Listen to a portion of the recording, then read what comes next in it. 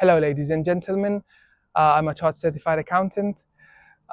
Today, I'm going to explain debit and credit in simple terms that you understand. Accounting, debit, and credit. So, I'm a chartered certified accountant. I work in a multinational organization in the United States. Not going to name the company due to the confidentiality. However, in my free time, I would like to share the little bit of knowledge and experience that I have to the new students. Um, the funny thing is that I met lots of professionals, lots of toppers. They can work with debit and credit, but they do not understand what it means generically. Why is that? Because we as humans like to learn things by comparing them to other things. For example, if you are said, like when you study the companies, the board of directors, you're going to compare that to the decisions that you make with your friends. You're going to say, or your family, you're going to say, somebody would say that, somebody would say that, somebody would say that, and we're going to, like somebody would recommend that place to go.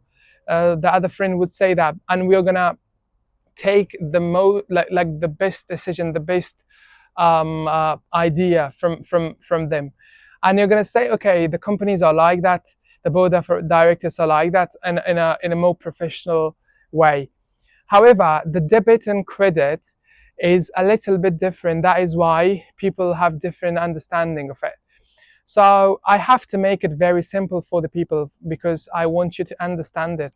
Debit and credit do not actually work in a way, in a simple way. They treat everything in a biased way. First, I have to give an example. For example, the smash machine. I do not know what is that, but for example, we have got a smash machine, a machine that smashes everything. All right. So when you put anything in that smash machine, it's going to smash it. It does not matter if that is chair, if that is an airplane, if that is a car, if that is a human. It's going to just smash it. The outcome would be a smashed version of the item that you just put in it. But debit and credit is not like that. Debit and credit is like a biased, racist person that is going to actually treat everybody differently, just based on who they are. For example, we're going to talk about debit. Debit would, for example, debit and credit would increase or decrease certain things. What are the things? The components of accounting is that asset, liability, and equity. So debit would actually increase asset. When you put asset inside of the debit machine, for example, it's not a machine, I'm just imagining it.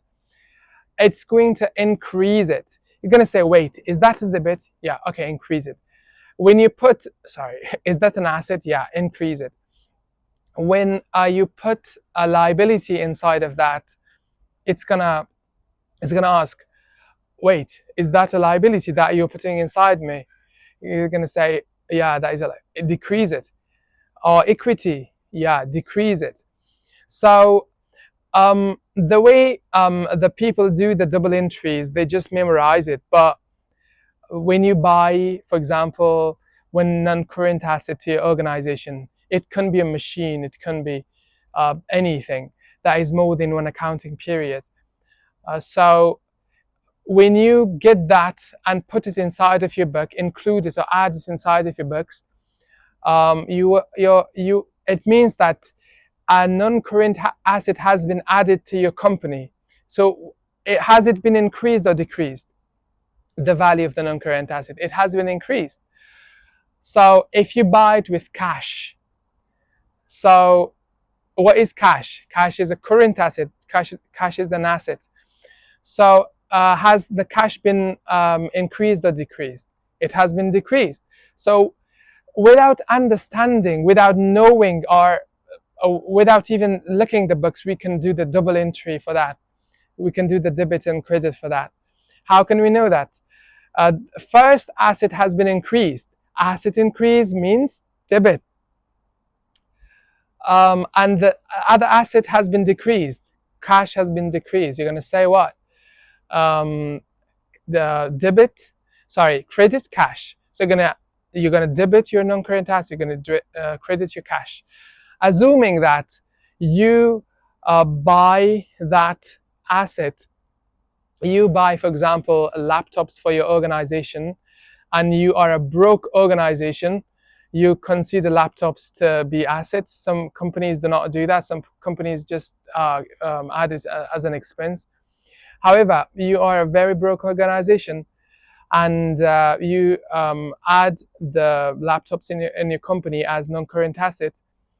Um, so when you buy the laptops, you're going to say, okay, a non-current asset has been increased. What should I do with that? Debit it. Why? Because debit increases asset, decreases liability and equity. Credit does the vice versa. Credit increases the liability and equity. And did I say it decrease? If I did say, okay, that is decrease. And increase the increase what? Credit increases the liability and equity, and decreases the asset. Just the vice versa of that. Okay, coming to the example of laptops, you have increased laptops to your organization. It means that you have to debit the value of your non-current asset to the amount, which is $500,000, for example. And you this time you bought it with credit. You haven't paid cash. You haven't paid cash. The first example, you credited cash because cash has been decreased. This time you bought it with credit, liability. So what are you going to do? What would we do if the liability is increased? What would increase the liability? Credit. So you're going to do what? Debit, non-current asset, credit, your payable, sorry, that liability account. If you find this video useful, please comment down below whatever question that you have. In my free time, I would love to share the experience, that a little bit of knowledge that I have to the new students. You have a great day. Bye bye. Take care.